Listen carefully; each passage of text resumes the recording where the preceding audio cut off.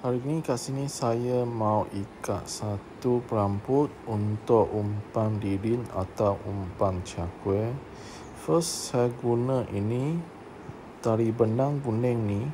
Saya mau ikat dekat mata dulu. Kita lipat lapa dan pakai jarum tarik masuk telinga mata kain. Lepas tu kita macam biasa ikat mata kain saja 2 tali sekali.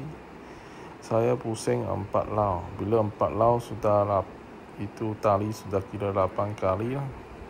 Okey. Lepas tu kita masuk telinga, kita ikat, tarik ketat. Okey, pastikan dia cukup ketat. Kita pakai plier tarik sekali dan bila punya tali kita kasih potong macam ni. Tengok macam 2 tali.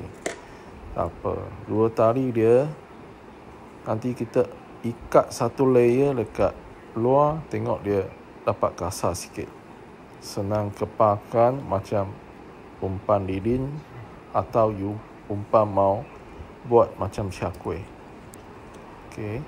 Lepas tu saya potong yang warna hijau ni buat dia punya kulit. Okey. First saya ikat satu knot dulu macam ni, ikat mati. Okey.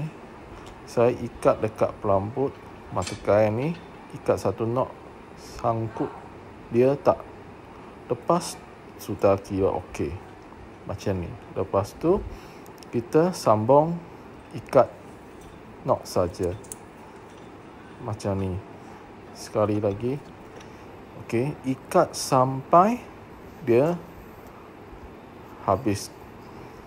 Okey, tali pancing ni itu pelambut saya potong kuning tu potong 23 cm. Yang ini hijau punya ini tali benang saya potong lebih kurang 130 cm. Okey, ikat siap. Last kita pusing 3-4 kali itu knot, kita ikat. Okey. Saya cubakan ikat satu knot, kasih dia tak senang buka lah, tapi panjang sangat. Okey, tak kisah. Kita pakai lighter kasih pakar, jadi 1 biji pun okey juga. Macam ni. Macam ni sudah jadi, tapi saya tengok dia pusing tak cukup cantik. Kita kasih balance punya tali, kasih lighter, pakar dia punya balance, jadi 1 biji. Okey, tengok macam spring dia pusing-pusing. Okey, tak cukup pusing, kita pakai manual, kasih pusingkan macam ni. Macam ni itu umpan baru senang dekat pelambut ni.